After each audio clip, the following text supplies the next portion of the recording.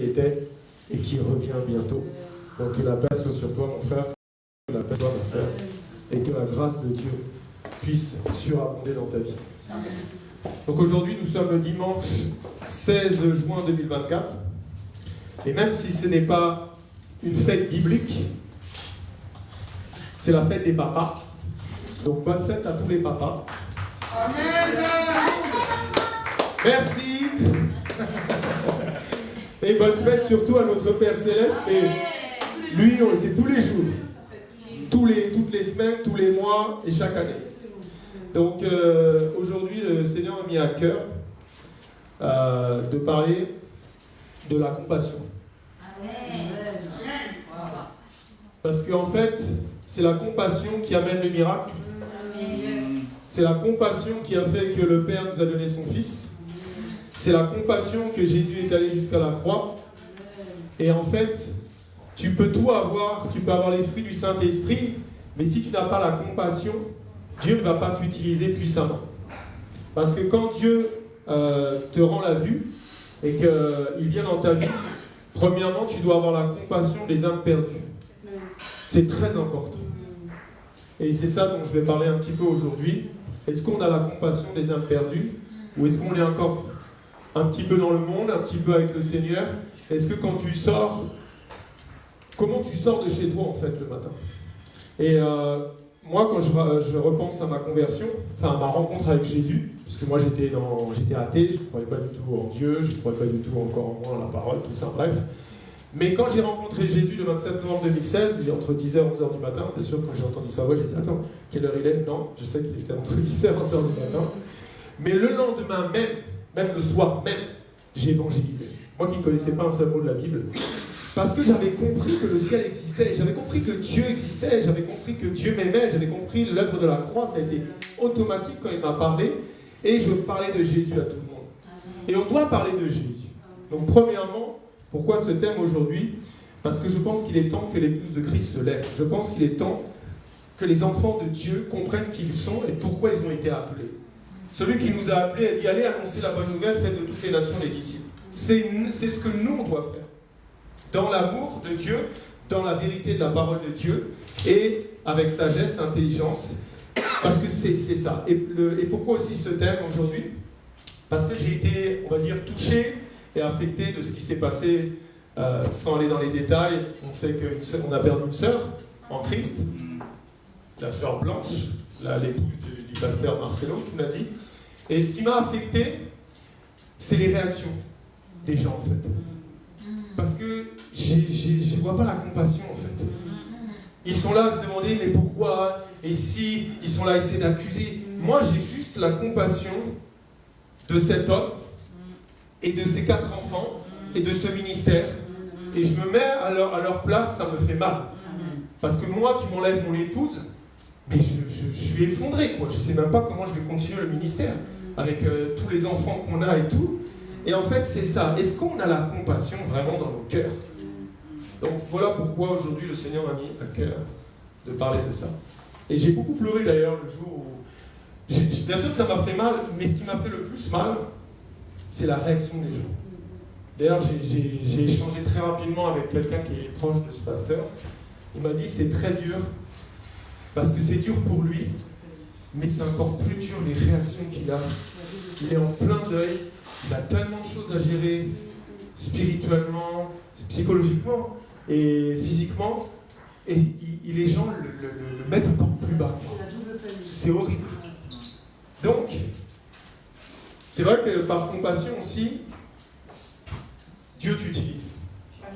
Parce que moi, quand j'ai prié justement pour cette sœur, pour la résurrection, j'avais la compassion dans mon âme de la disparition, mais surtout je me mettais à la place de ceux qui étaient restés.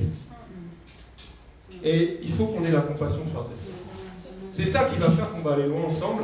C'est ça que le Seigneur va nous utiliser pour les choses du royaume des cieux.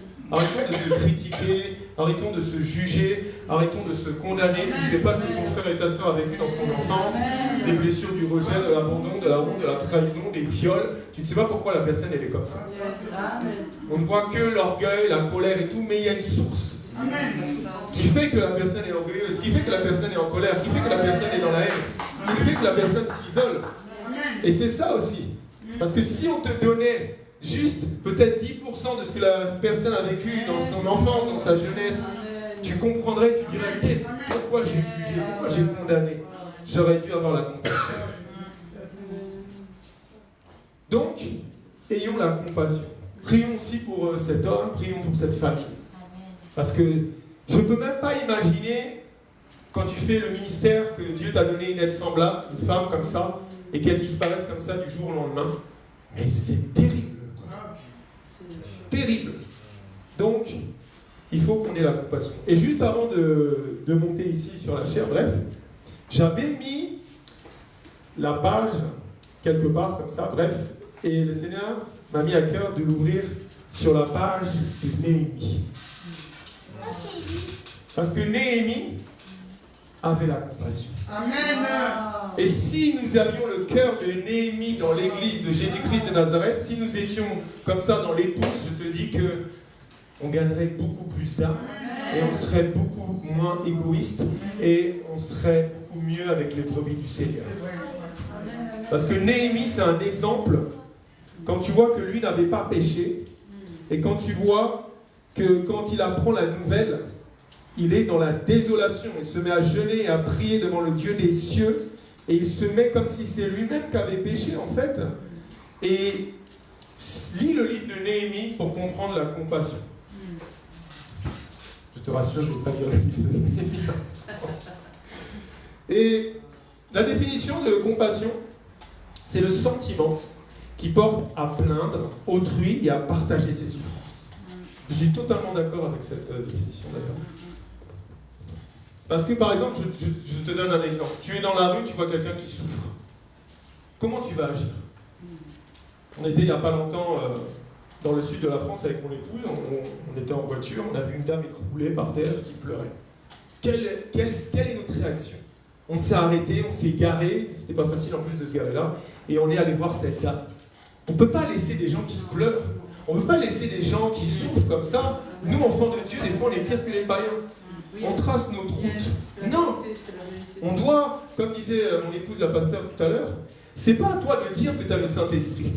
C'est aux gens de dire, lui, il n'est pas comme les autres. Il a quelque chose en lui qui n'est pas comme les autres. Il a passé sa journée avec cette dame qui pleure, ou ce frère, et c'est ça qui amène le miracle. Si tu as la compassion, tu ressusciteras, tu guériras les malades, tu chasseras les démons beaucoup plus que si tu n'as pas un cœur sincère et un cœur rempli de la compassion. Jésus était rempli de compassion. Et si tu regardes avant chaque miracle, les grands miracles, il n'y a pas de petits, de moyens, de grands miracles. Mais à chaque fois, tu vois par exemple la multiplication des pains et des poissons, la résurrection de cet enfant, à chaque fois, Jésus est ému de compassion. Il faut que tu sois ému de compassion pour pouvoir aller dans la moisson et gagner des âmes. Et oublier ta propre vie. Jésus a dit, celui qui voudra sauver sa vie, la perdra, et celui qui la perdra à cause de lui, la gagnera. Mais on pourrait dire à cause de la parole, mais aussi à cause de la compassion. Parce qu'il faut, la compassion, l'amour, c'est pareil. Moi, ce que j'aime bien, dans le mot compassion, il y a le mot passion. Et la définition de la passion, c'est affectif et intellectuel assez puissant pour dominer la vie mentale. C'est fort. Hein? Ça, c'est la définition dans le dictionnaire. C'est l'amour intense. Et on sait que tout est résumé, toute la parole est résumée en 2 commandements. Aime Dieu de tout ton cœur, de toutes tes pensées, de toutes tes forces, aime ton prochain comme toi-même. Donc c'est l'amour intense. Et je te dis que si tu es rempli de compassion, si tu pries, Seigneur, remplis-moi de la compassion, tu verras que Dieu t'utilisera beaucoup plus qu'aujourd'hui. Et moins qu'hier. Et ça me fait penser à mon frère Michael Lebeau, qui un jour était allé prier pendant 30 jours comme ça. Il a dit, Seigneur, donne-moi la compassion des âmes. Montre-moi combien tu souffres. Il a prié comme ça. 1 jour, 2 jours. 29e jour, je crois, Dieu lui a répondu. Il lui a donné juste une infime partie de ce qu'il ressentait pour les âmes perdues. Il a tellement pleuré toute une nuit, c'est son témoignage. Hein. Il s'est réveillé dans une piscine, en fait, dans une flaque de larmes. Ses propres larmes. Parce qu'on ne peut pas, en tant qu'enfant de Dieu, connaître la vérité et passer des journées comme ça, comme les païens, les gens du monde. Mais on doit ramener les gens dans l'enclos de notre Père, le bon berger, avec l'amour. Parce que malheureusement, aujourd'hui, beaucoup d'hommes de Dieu, que ce soit des pasteurs, des prophètes, bref, je ne suis pas là pour les juger. On reconnaît un arbre par ses fruits. Mais ils font beaucoup de choses pour s'enrichir. Ils font beaucoup de choses par vaine gloire, par esprit de rivalité. Et ça, c'est pas bien en fait. Il faut même prier. Moi, je ne juge pas. On ne doit pas juger. Donc l'église de Christ, l'épouse, doit être bâtie sur la compassion des âmes perdues, sur prendre soin des œuvres du Seigneur, voir les gens qui souffrent. Pas dire, ah non, moi je peux rien faire. Si, tu peux tout faire. Le Saint-Esprit vit en toi. Jésus-Christ de Nazareth vit en toi par son esprit. Combien de fois on est dans les parcs à évangéliser? Combien de fois avec mon épouse, on s'est assis à côté d'une personne seule? On lui a changé sa journée. Au début, elle disait, mais qu'est-ce qui vient de me parler? Tu sais, quand tu dis bonjour aux gens à Paris, ils te regardent un peu bizarrement. À la campagne, c'est normal, c'est le village, il n'y a personne. Tout le monde se connaît. Mais quand tu dis bonjour, hein, il vient te demander de l'argent, qu'est-ce qu'il veut lui encore? C'est vrai. Mais quand tu commences à parler, avec la compassion, tu peux changer la vie, la journée de cette personne. Amen. On a déjà rencontré plusieurs personnes. Un jour, un jeune comme ça, il m'a dit, si vous ne m'aviez pas parlé, je me serais suicidé. Je t'ai dit, mais non, ayons la compassion. Allons parler aux gens. Amen. Parce que l'évangile, c'est l'amour, non? C'est une bonne nouvelle. Donc il faut déverser l'amour de Dieu. Et pas être là à dire, oui, nous des fois les évangélistes, on connaît la parole. Amen. Et ça c'est grave. Parce que s'il n'y a pas l'amour, il n'y a rien. C'est marqué. Tu peux avoir toute la connexion, toute la connaissance de la Bible, de Genèse à Apocalypse, avec toutes les révélations de l'Esprit. Si tu n'as pas l'amour, tu n'es rien. C'est écrit. Moi je prie, Seigneur, remplis-moi de ton amour. Parce que quand tu es venu dans ma vie, je sentais totalement cet amour. Que même si on avait tué ma famille et tout, je priais pour que la personne n'aille pas en enfer. Et du coup, Dieu me voit, je vivais des centaines de miracles chaque jour. Parce que là où je me déplaçais, du coup, l'ombre était remplie de la compassion de Christ. Et du coup, les gens guéris. Et plus tu as la compassion, plus les Saint-Esprit augmentent. Parce qu'on parlait du Saint-Esprit tout à l'heure. Le Saint-Esprit, pour qu'il prenne la totale possession, quelque part, tu sois envoûté, on va dire, Dieu le Saint-Esprit. Mais il faut que justement tu sois rempli de l'amour de Jésus et qu'il y ait la compassion qui vive en toi, mon frère, ma soeur. C'est très important. Beaucoup de gens, on se dit, comment aimer le Seigneur? En fait, aimer le Seigneur, c'est aimer son œuvre, c'est aimer son travail. C'est aimer dire au monde entier ce qu'il a fait à la croix et c'est prendre soin de ses brebis. Je vais lire un verset. On dit que, c'est écrit, Jésus a dit à Pierre, sur toi je bâtirai mon église. Mais derrière, il faut comprendre pourquoi il a dit ça de cet homme. Sinon, ça ne sert à rien si tu n'as pas la révélation. Quand il a croisé, il a dit Simon, fils de Jonas, désormais tu t'appelleras Pierre. Premièrement, Simon, ça veut dire souple, fragile. Ça, c'est notre ancienne identité. Avant que Jésus vienne dans ta vie, tu es fragile, tu es timide, il y a plein de choses en toi. Et il va te faire appeler Pierre, solide, costaud, rempli du Saint-Esprit. Tout ça, c'est un temps. Je suis dans Jean, chapitre 21, et je vais lire versets 15 à 19. Après qu'ils eurent mangé, Jésus dit à Simon-Pierre, « Simon, fils de Jonas, m'aimes-tu plus que ne m'aime ceci ?» Il lui répondit, « Oui, Seigneur, tu sais que je t'aime. » Jésus lui dit, « Paie mes agneaux. » Verset 16. Il lui dit une seconde fois, « Simon, fils de Jonas, m'aimes-tu » Pierre lui répondit, « Oui, Seigneur, tu sais que je t'aime. » Jésus lui dit, « Paie mes brebis. » Verset 17. Il lui dit pour la troisième fois, « Simon, fils de Jonas, m'aimes-tu » Pierre fut attristé de ce qu'il lui avait dit pour la troisième fois, « M'aimes-tu » Et il lui répondit, « Seigneur, tu sais toutes choses, tu sais que je t'aime. » Jésus lui dit, « Paie mes brebis. » Verset 18. En vérité, je te le dis, quand tu étais plus jeune, tu te saignais toi-même et tu allais où tu voulais, mais quand tu seras vieux, tu étendras tes mains et un autre te ceindra et te mènera où tu ne voudras pas. Verset 19. Il dit cela pour indiquer par quelle mort Pierre glorifierait Dieu, ayant ainsi parlé, il lui dit, « Suis-moi. » Ici, il faut comprendre qu'il y a la compassion. Ici, il faut comprendre ce que Jésus te dit à travers sa parole. Si tu aimes Jésus, tu tu dois être prêt à perdre ta vie pour suivre le Christ selon sa volonté, à prendre soin de ses brebis et payer ses agneaux. Et c'est ça le problème de l'Église de Jésus-Christ. Est-ce que tu es prêt à perdre ta vie? Est-ce que tu es prêt, comme il a dit, quand tu étais plus jeune? Regarde, tu allais où tu voulais. Est-ce que tu es prêt à ne plus aller là où toi tu veux?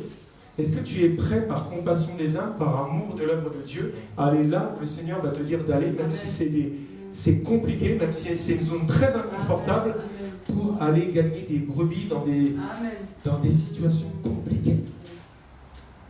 Moi, je me rappelle quand le Seigneur m'a dit d'aller au Congo. C'était pas facile, hein.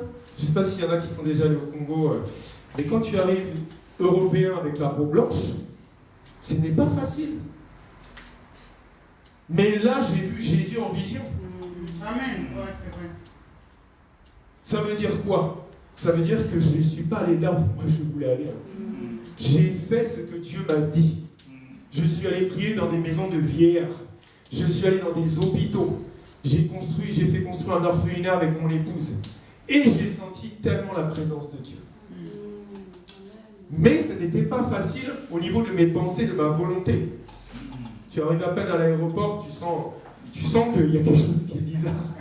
Tu te fais pas agresser, mais presque. Tu montes dans la voiture, tu dis, mets-moi au dernier rang parce que, bah oui, ce n'est pas facile. Mais j'espère retourner bientôt au Congo d'ailleurs. Parce que j'ai vu Jésus en vision, juste avant qu'il soit pendu au bois. Donc, aimer Jésus et bâtir son église, c'est comprendre le message qu'il a donné à Pierre, sur qui il a dit, sur toi je bâtirai mon église, payer les brebis de Dieu au prix de ta vie. Parce que Jésus a donné sa vie par amour pour nous. Tu dois être prêt à donner ta vie pour les brebis, parce qu'il n'y a pas de plus grand amour que de donner sa vie pour ses amis. Amen. Et chaque brebis a coûté Jésus à la croix. Évangéliser est facile. Surtout quand tu as le manteau de l'évangéliste. C'est comme si tu prenais... C'est compliqué d'ailleurs de ne pas évangéliser. Tu prends un Uber, un taxi, tu es à la caisse du Monoprix, tu es obligé d'évangéliser. C'est plus fort que toi. Mais derrière, il faut prendre soin de la brebis. C'est ça le plus compliqué. Il faut la garder, il faut la motiver, il faut être prêt à perdre sa vie, la chercher. Parce que c'est pas Jésus, hein, quand il dit il y a plus de joie dans le ciel pour un seul pécheur qui se repent que 99, c'est juste, mais quand il dit aussi quand il y en a une qui se perd, c'est pas Jésus qui va aller la chercher, c'est Jésus qui va aller la chercher à travers un de ses disciples. Donc on doit avoir la compassion, frères et sœurs. Et on doit être comme Jésus, prêt à perdre nos vies dans cette dernière génération des temps de la fin, pour gagner des âmes, pour gagner le rôle des cieux ici sur la terre. Si on a la compassion comme Néhémie l'avait, on va reconstruire toutes les murailles de Jérusalem qui sont détruites dans nos familles, qui sont détruites dans nos pays, qui sont détruites dans nos villages, qui sont détruites aussi dans nos églises. Parce que dans les églises, il n'y a plus la compassion. Les gens se critiquent. Oh, regarde comment elle est habillée, regarde comment il est. Regarde, lui, il a l'air bizarre. Regarde ça. Regarde, ah ben là, tu vois, il commence à être béni. Là. On ne fait que juger, que condamner. Mais c'est pas ça l'épouse de Jésus-Christ de Nazareth. Lis Actes chapitre 1, chapitre 5, tu vas voir. Ils vendaient tout d'un commun accord. Ils étaient là, la compassion, gagner des... Hey, on a gagné 3000 âmes aujourd'hui. Tu as gagné déjà dans une journée 3000 âmes. C'est énorme.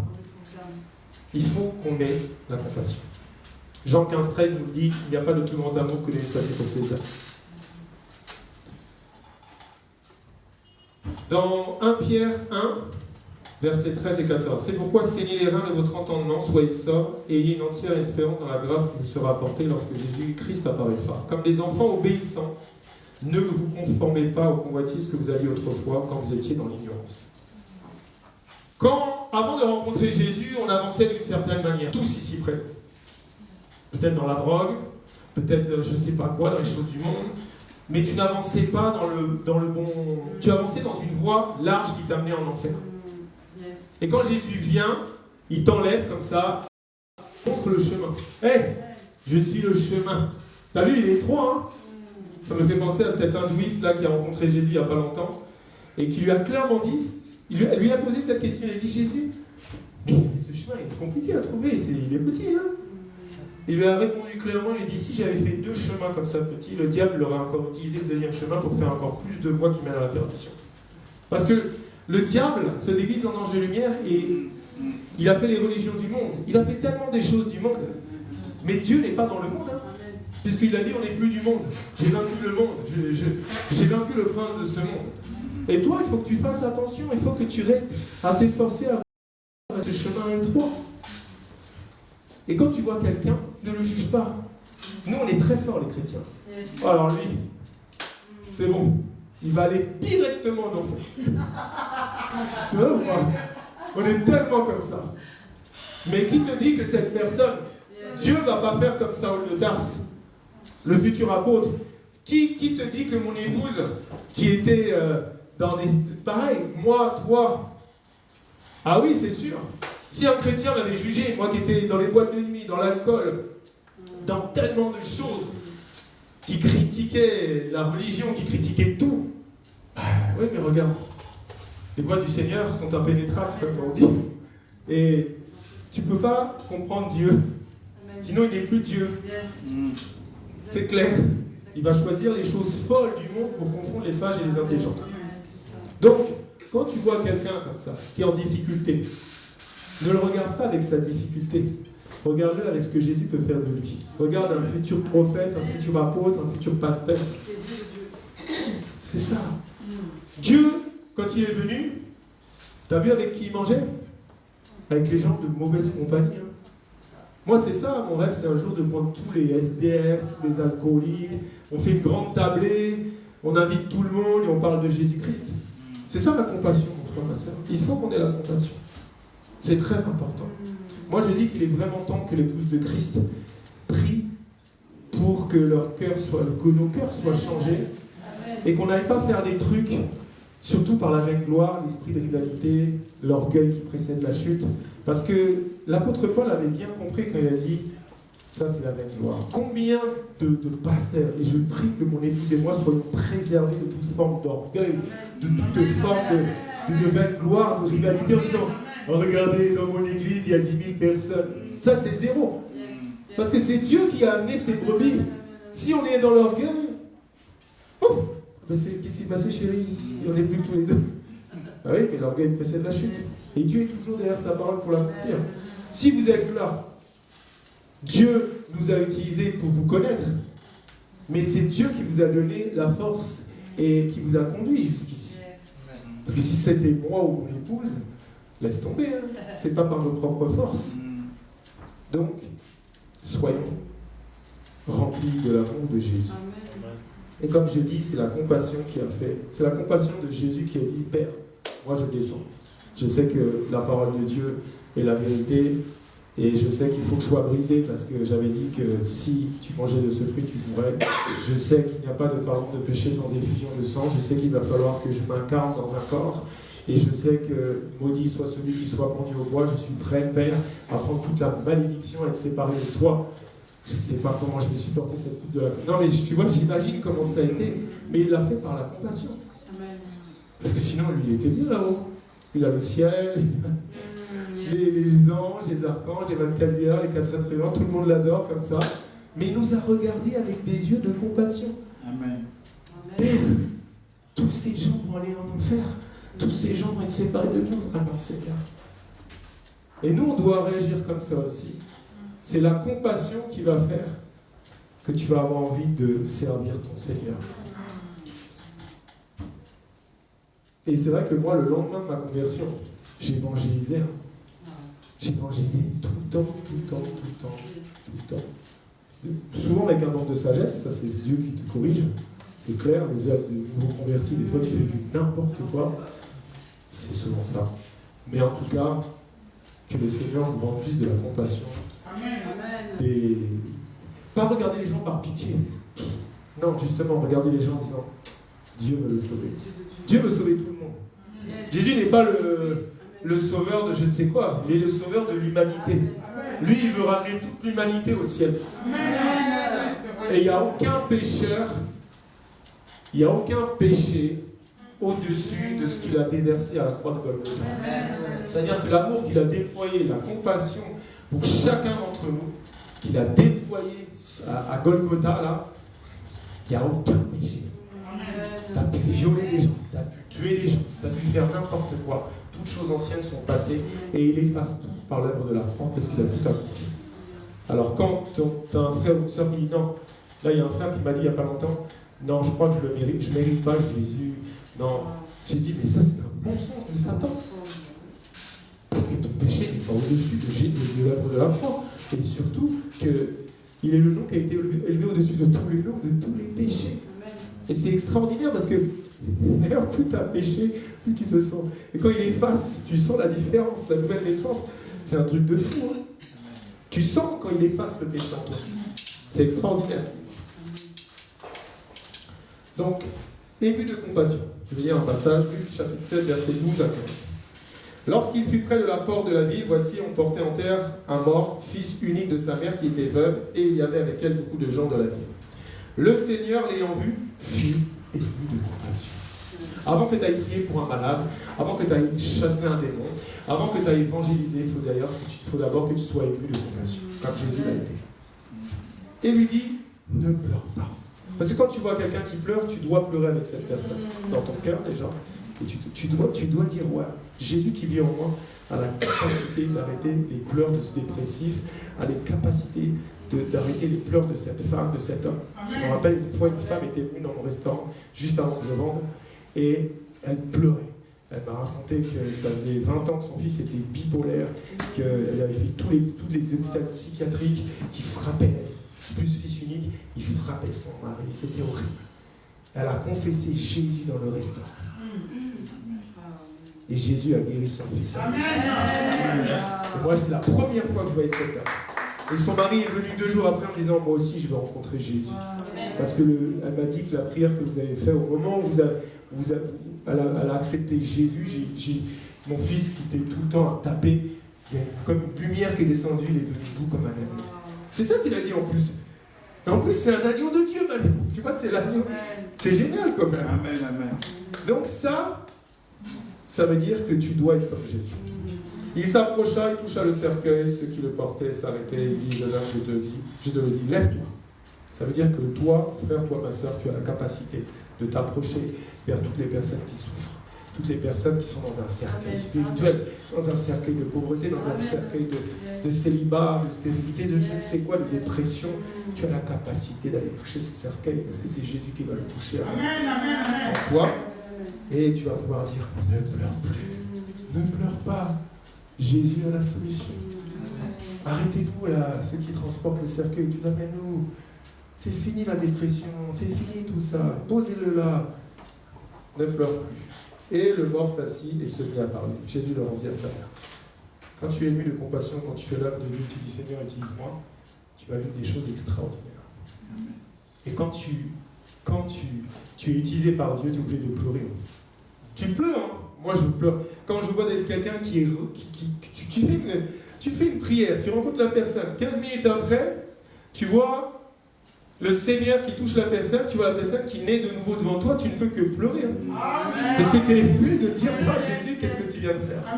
Et tu sais que son nom en plus, qui était inscrit quelque part dans le livre de la mort, c'est pas marqué. Mais s'il y a le livre de la vie, il y a aussi un autre livre, la mort éternelle quelque part. Tu te dis, waouh. Et c'est les plus beaux jours de ta vie. Hein. Moi, à chaque fois que j'ai amené quelqu'un au Seigneur, là on est parti, on a baptisé 3 personnes dans la mer. Tu te dis, waouh, Jésus, mais quel beau boulot quand même. Tu as fait le plus beau travail du monde. Je travaille pour mon Créateur. Je travaille pour le Créateur de toutes choses. Et je ramène des gens chez le bon berger. Et en plus, il m'a donné une merveilleuse épouse qui est là et qui est à fond aussi dans l'œuvre de Dieu. Donc gloire à Dieu. Matthieu 14, 14, quand il sortit de la barque, il vit une grande foule et fut ému de compassion pour elle. Et il guérit les malades. Si tu es ému de compassion, tu vas guérir les malades. Amen. Si tu es ému de compassion, tu vas multiplier les pains et les poissons pour nourrir le monde entier. Amen. C'est clair. Yes. Parce que si Jésus qui vit en toi par son esprit, et tu vois comment il agissait tellement fort dès qu'il est ému de compassion, si tu es ému de compassion, le verset qui dit vous ferez les mêmes choses que moi et même de plus grandes, vont s'accomplir dans ta vie. Moi, j'ai vu ça. Une fois, j'ai vu un pasteur, il a multiplié c'était comme des miettes de pain, ça se multipliait. Plus les gens mangeaient, plus il y en avait. Mais oui, il n'y a pas de petit miracle, de moyen miracle, de grand miracle. Jésus est capable de tout. Que tu dis au nom de Jésus le rhume, tu quittes, ou que tu dis au nom de Jésus lève-toi et marche. Il n'y a pas c'est extraordinaire, c'est pas extraordinaire. C'est extraordinaire. Parce qu'il est extraordinaire. Jésus. Amen. Tu vois, il guérit les malades. Matthieu 20, 34, ému de compassion encore. Amen. Jésus toucha leurs yeux. Et aussitôt, ils recouvrèrent la vue et le suivirent. Si tu pries que tu n'as pas de guérison, continue, persévère. Mais si tu pries avec la compassion de Jésus en toi, je te dis que les aveugles vont recouvrir leur vue, que les sourds vont entendre, les bêtes vont parler, les paralytiques vont danser, comme dit la chanson. Il faut qu'on prenne l'œuvre de notre Père à cœur. Parce que Jésus nous a appelés que pour ça. Jésus a sorti le peuple d'Israël d'Égypte afin qu'il le serve. Il est le même hier, aujourd'hui, pour toujours. Il n'a pas long d'une variation. S'il nous a appelés, c'est pour le servir. Avec sagesse, intelligence, humilité, afin de lui être entièrement agréable. Et il faut avoir la sagesse aussi de ne pas trop en faire. Parce que le diable a une ruse. Il emmène des serviteurs de Dieu dans les sortes de burn-out. Parce que tu veux trop en faire. Il faut vraiment prier beaucoup pour ça, d'avoir la sagesse de faire ce que Dieu te demande, de ne pas en faire trop. Parce que moi, je me suis épuisé avec ça. J'évangélisais 100-200 personnes par jour. Pendant des semaines. Mais à un moment donné, je me suis dit, d'ailleurs, c'est Dieu qui m'a dit, allez, maintenant, oui, je le calme. Ben oui. Il faut aussi, ça me fait penser au passage avec Jéthro et Moïse, et Jéthro qui disait à Moïse, il disait, c'est pas bien ce que tu fais, hein, Moïse, hein? T'en fais trop, Moïse. Et c'est vrai que des fois, on en fait trop. Et quand Dieu t'amène des gens à côté de toi, autour de toi, et qui te dit, voilà, je t'ai amené telle ou telle personne pour te soutenir, tu dois savoir déléguer. C'est très important. Pourquoi la compassion, c'est important? Ben, c'est la base de tout, en fait. Amen. Moi, si mon épouse n'avait pas eu compassion de moi, je ne serais pas là aujourd'hui. Hein. Ça, c'est un témoignage. Amen. Parce que quand elle m'a vu, c'est pas qu'elle a eu pitié de moi qui étais la colonne vertébrale cassée, moi qui étais dans les hôpitaux, moi qui étais... C'était horrible, hein. On m'a mis dans le coma, j'ai vu des choses horribles. Mais émue de compassion, qu'est-ce qu'elle a fait? Dans son lieu secret, elle a commencé, elle a dit, je vais prier pour lui. Elle s'est mise à genoux, des nuits entières, des semaines entières, des mois entiers, dans des sacs poubelles. Et si elle n'avait pas été émue de compassion pour moi, ben je ne serais pas là. Je te le dis clairement. Je ne serais pas vivant aujourd'hui. Donc c'est le fait qu'elle ait été émue de compassion qui a amené le miracle. Les larmes de mon épouse a fait que Dieu a actionné son bras. Et toi, tu dois aussi être ému de compassion pour les situations à tes côtés. Tu ne dois pas voir tes parents, ah ils sont sorciers, ah ils sont ça. Non. Tu dois avoir dans ton cœur, tu dois dire s'il part comme ça, il va être loin de Dieu dans l'enfer. Moi, c'est ce que j'ai toujours dit de ma famille, de mes cousins, de tout le monde. Moi, je prie juste qu'ils puissent rencontrer Jésus avant de partir. Ah oui, je préfère qu'ils vivent 2 ans. Au nom de Jésus, ça ne va pas, mais avec Jésus, en partant avec Jésus, qu'ils vivent 15 ans encore et qu'ils refusent Jésus pendant 15 ans et qu'ils meurent. À quoi cela sert-il à un homme de gagner le monde entier s'il perd son âme? Ah non, moi je prie, Seigneur, va toucher ma famille. Ils sont aveuglés, ils ont été instrumentalisés par Satan, Lucifer, qui les a emmenés dans des mauvaises voies. Et ils pensent qu'ils sont dans le monde, ils sont totalement dans l'erreur. Mais je pleure de me dire non. Je me dis non, parce que c'est dur quand tu as des gens proches qui meurent et que tu sais ils sont partis sans Jésus. La mort n'est rien, mon frère, la mort n'est rien, ma soeur. C'est comment tu es parti. Est-ce que tu es parti avec ou est-ce que tu es parti sans Jésus? Si tu pars avec Jésus, la mort n'existe pas. Il a la clé de la mort, du séjour des morts, donc il n'y a pas de mort en fait avec Jésus. Il n'est que la vie. Mais tu ne meurs pas en fait. Tu ne meurs pas avec Jésus. Et Satan, le menteur, leur fait croire plein de choses qui sont dans la bonne voie. C'est un menteur. Je pense un jour, je vais prêcher là-dessus en disant, mais pourquoi les gens croient? Ils connaissent la Bible, hein, les sorciers, tout ça, ils l'utilisent. Hein. Et Marc, il est le père des mensonges et que de sa propre Satan, il n'a que le mensonge. Donc tout ce qu'il t'offre, c'est faux. C'est faux. Tu auras une éternité horrible dans un lac de feu avec des grincements de dents et des bruits. C'est ça. Et lui, il te promet je ne sais quoi, mais ce sont des mensonges. Ah, Seigneur. Je vais lire un dernier verset. Avant d'aller sur le bon samaritain. Matthieu 15, 32 à 37. Jésus, ayant appelé ses disciples, dit « Je suis ému de compassion pour cette foule, car voilà 3 jours qu'ils sont près de moi, et ils n'ont rien à manger. Je ne veux pas les renvoyer à jeun, de peur que les forces ne leur manquent en chemin. » Les disciples lui dirent « Comment nous procurer dans ce lieu désert assez de pain pour assasier une si grande foule ?» Jésus leur demanda « Combien avez-vous de pain ?» 7, répondirent-ils. Et quelques petits poissons. Alors il fit asseoir la foule par terre, prit les 7 pains et les poissons, et après avoir rendu grâce, il les rompit et les donna à ses disciples qui les distribuèrent à la foule. Tous mangèrent et furent rassasiés, et l'on emporta 7 corbeilles pleines des morceaux qui restaient. Si tu as la foi, mon frère, ma sœur, si tu as la compassion que Jésus a, tu peux multiplier les pains et les poissons. Fais cette expérience. Là, il y a un kebab en bas, on va aller multiplier les kebabs, on va donner à tous les gens qui sont dans la rue. Ben oui! Puisque Dieu est en nous et qu'il n'est pas un menteur. Il a dit, vous ferez les mêmes choses que moi. Ben Jésus, tu l'as fait, laisse-moi le faire. Pourquoi on ne le fait pas? Parce que notre cœur n'est pas rempli de compassion, on manque de foi, mais c'est juste la révélation de la parole de Dieu et avoir un bon cœur. Avant de conclure, tout le monde connaît, mais je vais relire la parabole du bon samaritain. Parce qu'à partir d'aujourd'hui, maintenant, je vous proclame et je décrète que tu seras un bon samaritain. Amen. Que quand tu vas sortir, que si tu sens le Saint-Esprit, il te dit de t'arrêter, tu ne vas pas dire « Ah, mais moi j'ai dormi que 3 heures cette nuit, mais moi j'ai ça à faire. Ah, mais il y a un bon match de foot à la télé, je ne sais quoi, qu'est-ce ?» Luc 10, 30 à 35. Jésus reprit la parole et dit « Un homme descendait de Jérusalem à Jéricho, il tomba au milieu des brigands, qui le dépouillèrent, le chargèrent de coups et s'en allèrent, le laissant à demi-mort. Un sacrificateur qui par hasard descendait par le même chemin, ayant vu cet homme, passa outre. Un lévite qui arrivait aussi dans ce lieu, l'ayant vu, passa outre. Mais un samaritain qui voyageait étant venu là, fut ému de compassion. Lorsqu'il le vit, il s'approcha et banda ses plaies en y versant de l'huile et du vin, puis il le mit sur sa propre monture, le conduisit à une hôtellerie et prit soin de lui. Le lendemain, il tira 2 deniers, les donna à l'autre et dit « Aie soin de lui, et ce que tu dépenseras de plus, je te le rendrai à mon retour. » C'est tellement important ce passage. Pourquoi Jésus a pris un lévite? Pourquoi il n'a pas pris un homme et puis une femme? Parce que les lévites, c'est eux qui s'occupaient de transporter l'arche de l'alliance. C'était quand même des gens qui devaient être proches du Seigneur. C'est quand même des gens qui devaient être émus de compassion. Un sacrificateur. Nous sommes des sacrificateurs, c'est biblique. Quand Jésus vient dans ta vie, tu deviens un sacrificateur. Parce que dans l'ancienne alliance, il y a un sacrificateur qui avait le droit d'aller une seule fois dans la présence du lieu très saint où il y avait l'arche de l'alliance. Mais le voile s'est déchiré du haut en bas, mon frère, ma soeur, nous sommes des sacrificateurs. Nous pouvons aller dans la présence de Dieu. Mais ça sert à quoi d'aller dans la présence de Dieu comme de bons sacrificateurs et que tu vois des gens qui pleurent, que tu vois des gens qui sont dans le besoin, que tu vois des orphelins et des veuves et tu passes outre.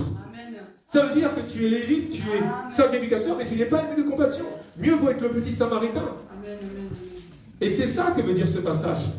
Parce que si tu lis avant et après, j'ai pas lu tout le message, mais Dieu, s'il répond à une question qui dit, mais alors, c'est quoi s'occuper de mon prochain? C'est quoi? C'est ça, aime Dieu, mais aime ton prochain comme toi-même. Toi, tu as de la nourriture dans ton réfrigérateur, toi, tu as un toit, et tu aimes ta situation, mais ça ne te gêne pas, tous ces gens qui sont dans la rue, tous ces gens qui sont en Afrique, qui sont en train de mourir des guerres, tout ça, ça ne te gêne pas? Tu arrives à dormir sur tes 2 oreilles, je ne comprends pas trop cette expression, tu arrives à bien dormir? Non! Tu dois faire ça. Le Samaritain, il était en train de voyager, il avait peut-être beaucoup plus de choses à faire que le Lévite et que le sacrificateur. Mais par la compassion, il fut ému. Et là, il a pris du temps. Il s'approche, il bande ses plaies, il verse de l'huile, il verse du vin. Il faut qu'il le mette sur... Peut-être qu'il a des problèmes de dos, je ne sais pas, il l'a porté, il l'a mis sur sa monture. Il le conduit à une hôtellerie. Il prend soin de lui. Et nous, on doit prendre soin de toutes les personnes que le diable a maltraitées. Parce que c'est marqué. Un homme descendait de Jérusalem à Jéricho et tomba au milieu des brigands qui le dépouillèrent et leur chargèrent de coups. Le diable est venu pour égorger, détruire, tuer, dépouiller et charger de coups. Il a utilisé là des hommes, mais c'est le diable encore derrière cette histoire. Tous les gens là, qui souffrent, et nous-mêmes, quand tu es roué de coups là, spirituels, c'est le diable. Donc, on doit, à partir d'aujourd'hui, mon frère, ma soeur, quand tu vas sortir, Dieu va te mettre une situation aujourd'hui pour que tu t'occupes de quelqu'un. Parce que tu reçois plus en donnant qu'en recevant. Moi, les plus beaux cadeaux, c'est quand Dieu me donne une mission de m'occuper de quelqu'un. Amen. Amen. De remplir mes placards de choses qui vont redevenir la rue. Amen. Moi, je dis, Seigneur, utilise-moi, utilise mon épouse. Quand on va sortir, même si on a beaucoup de travail à la maison, même si on a laissé tous les enfants, donne-nous une personne qu'on puisse s'enloquer. Parce que nous avons la capacité. Parce que tu vis en nous. Fais de nous des bons samaritains. Moi, je ne veux pas être le lévite. Amen. Ça ne sert à rien d'aller dans la présence de Dieu du matin au soir, de jeûner, de prier. Ça ne sert à rien d'être un sacrificateur si quand je passe, je n'en ai rien à faire de toutes les personnes qui sont en train de souffrir. Yes. Yes. Et ce monde est comme ça. Il n'y a plus d'amour. Il a dit, l'amour du plus grand nombre se refroidira. Et on le voit aujourd'hui. Moi, avant de rencontrer Jésus, Dieu me voit. Hein. Pratiquement tous les soirs, après le service, parce que j'ai travaillé 25 ans en restauration, on sortait. Mais on pouvait dépenser 100, 200, 300 euros chaque soir. Ça coûte cher, là. Tu sais, quand tu vas dans des endroits, ton whisky coca, il coûte plus cher que la bouteille de Red Label. Tu payes 30 euros le verre, alors que quand tu vas à métro, la bouteille, elle coûte 15 euros. Et là, c'est bizarre. Parce que là, on dépensait beaucoup d'argent. Mais quand j'ai commencé à vouloir faire l'œuvre de Dieu, par exemple avec l'orphelinat, juste pour avoir l'équivalent d'un whisky coca dans une pauvre boîte de nuit, il n'y a plus personne. Pour aider des enfants qui sont en train de mourir. Exactement. Je me dis, waouh, le monde va mal. Exactement. Les gens ne sont pas émus de compassion, les gens sont égoïstes, fanfarons, amoureux de l'argent. Ils sont là, ils ont déjà 3 voitures, 10 voitures, ils en veulent toujours plus. Toujours on veut plus. Parce qu'on regarde toujours ce qu'il y a à notre voisin. Le Seigneur dit, regarde pas ce qu'il a ton voisin. Toi, tu es content, tu as un vélo, pourquoi tu regardes celui qui a une voiture ou un avion à réaction? Qu'est-ce qu'on s'en fiche? Là, je ne le cite pas, j'ai vu qu'un chanteur connu dans le monde, chrétien, a acheté un avion à réaction. Ça a des dizaines de millions d'euros. Ça ne sert à rien. On prend l'avion comme tout le monde et utilise cet argent pour nourrir les orphelins. Je ne comprends pas, moi. On marche sur la tête. Yes. Donc combien de fois nous sommes passés à côté d'une situation où le Seigneur nous attendait et on est passé. Et si ça se trouve, c'était Jésus qui était dans la rue. Amen. Il l'a dit. Quand est-ce qu'on t'a donné à manger? Quand est-ce qu'on t'a donné à boire? Tu connais la Bible, non? Un jour, on était allé voir un SDF. Garde-le. Tu te rappelles, chérie? Moi, je me demande si c'était pas Jésus. Parce que c'était bizarre, il était bizarre, cet homme. Il faisait carrément le ménage dans la rue, il préparait son petit lit comme ça. Et il avait la joie de vivre. J'avais dit, mais ce gars n'est pas normal. Il a la joie du Seigneur, c'est peut-être Jésus. Hein. Faut peut-être qu'on aille voir s'il est toujours là. Je pense qu'il était là qu'un soir. Donc, fais attention. Parce que Jésus est partout. Et tu passes comme ça. Et quand tu vas aller devant le tribunal de Christ, il a dit, regarde, tu as vu, tu étais passé, tu as dit, oh, j'ai pas le temps, et mes enfants, ils sortent en 15 minutes à l'école. Mais pas 5 minutes, tu as 10 minutes. Tu te rappelles? Regarde. Parce que tout est écrit et tout est filmé. Tout est filmé. Les gens qui meurent, ils voient leur vie défiler comme ça. Ah, mais c'est normal, puisque tout est filmé. Quand tu fais des visions antérieures ou postérieures, tout est déjà filmé. C'est ça le monde spirituel. Donc je conclus. J'ai dépassé un petit peu. Pardonne-moi. Matthieu 9,36. Voyant la foule, il fut ému de compassion pour elle parce qu'elle était languissante et abattue comme des brebis qui n'ont point de berger. Eh oui, Seigneur, utilise-nous pour amener tes brebis vers toi, Jésus de Nazareth. Je conclus, après on va prier. Donc tu dois voir les gens avec compassion. Tu ne dois pas les voir avec pitié. Mais tu dois avoir la compassion des perdus qui n'ont justement pas le bon berger aujourd'hui, qui suivent Satan dans le mensonge et dans les voies de la perdition. Et même si tu te fais insulter, même si tu te fais critiquer, même si tu te fais calomnier, même si tu te fais rejeter, même si on fait des faux témoignages sur toi, continue à annoncer la vérité du royaume des cieux. Parce que quand tu vas annoncer la vérité dans un monde où le maître, c'est le prince de ce monde, Satan, Lucifer, le père du mensonge, forcément tu te feras calomnier, tu te feras rejeter. Hier, je faisais un live, je me suis fait insulter pendant tout le live, j'ai dit gloire à Dieu. Parce que moi, je dis la vérité, et c'est parce que je t'aime. Parce que si je ne te dis pas la vérité, c'est que je ne t'aime pas. Et je serai jugé plus sévèrement, moi qui enseigne la vérité, qu'il n'y a qu'un seul chemin, il n'y a aucun autre nom par lequel nous puissions être sauvés, c'est le nom de Jésus, et que ce que je tiens à ma main, c'est l'unique vérité. Je ne peux rien y ôter, ni rien y rajouter, ni rien y transformer, c'est la Bible.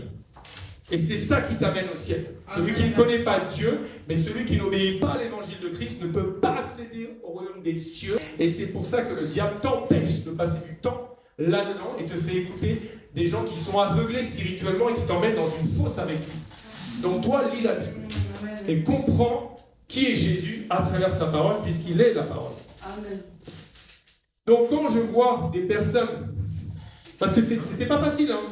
Quand j'ai été converti, je me suis dit, mais c'est terrible quand même.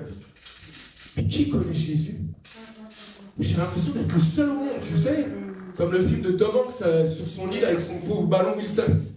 J'avais l'impression d'être seul au monde. Je te dis clairement, que ça, ma famille et mes amis, mais personne ne me comprenait.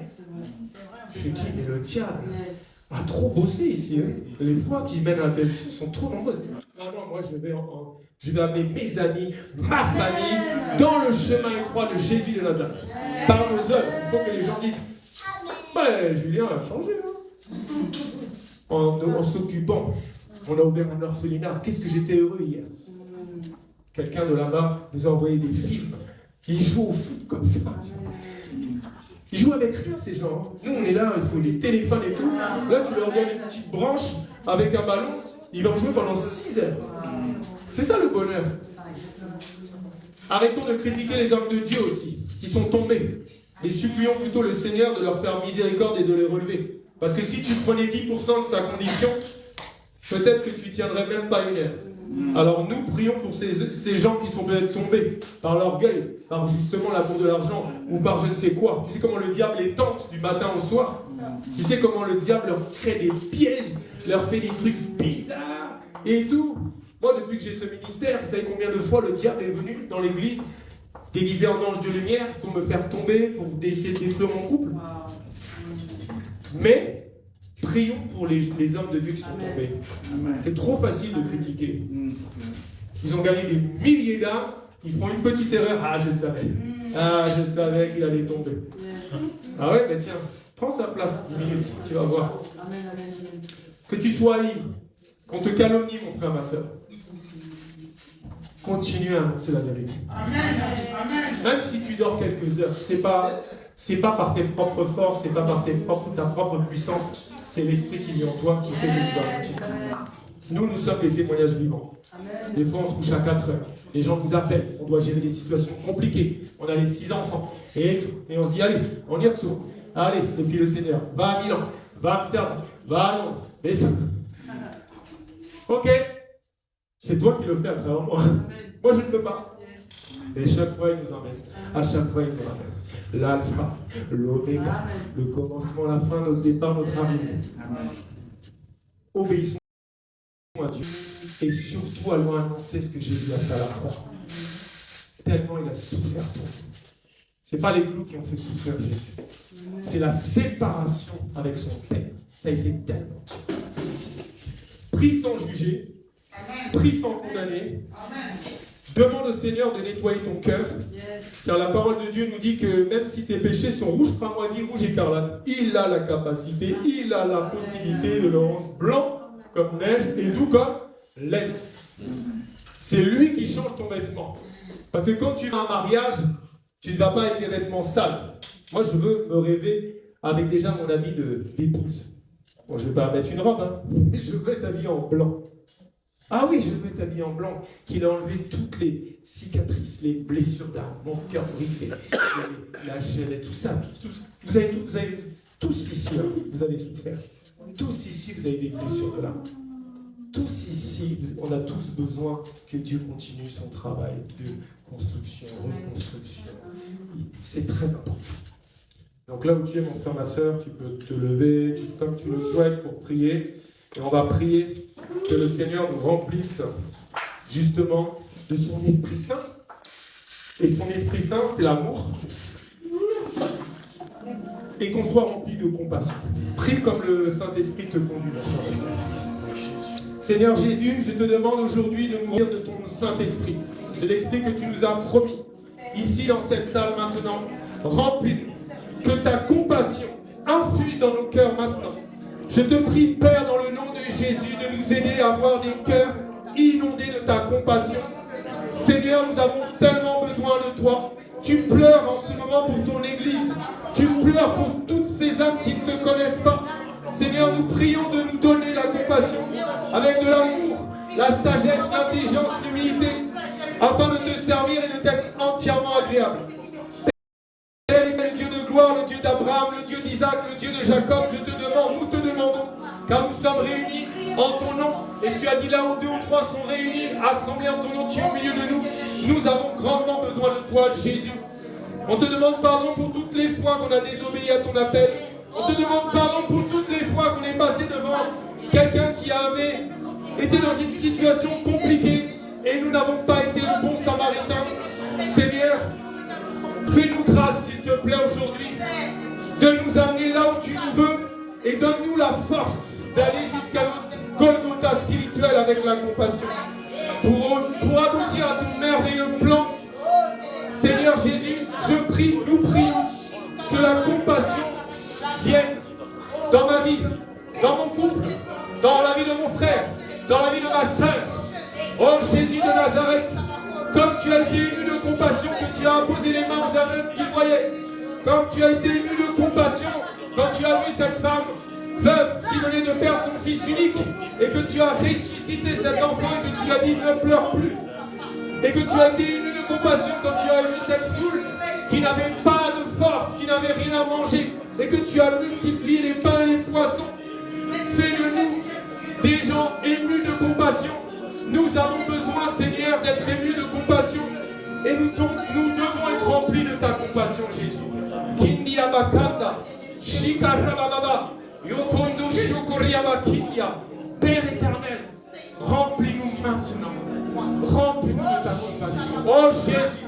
Oh Jésus, toi qui es à la droite du Père, toi qui ne cesses d'intercéder, nous te prions, nous te supplions. Donne-nous la compassion pour nos frères, pour nos sœurs, pour tous les hommes de Dieu qui sont tombés. Ne nous laisse pas juger, ne nous laisse pas condamner, ne nous laisse pas perdre du temps à essayer de comprendre. Mais mets-nous dans la prière avec la compassion. Oh oui Jésus, je te prie, je sais que tu vas agir, car tu reviens bientôt. Il faut que ton épouse soit prête, il faut que ton épouse soit à sa place, émue de compassion à Golgotha. Seigneur, merci Jésus. Seigneur, merci Père. Merci le roi des rois. Amen. Acclame très fort le Seigneur.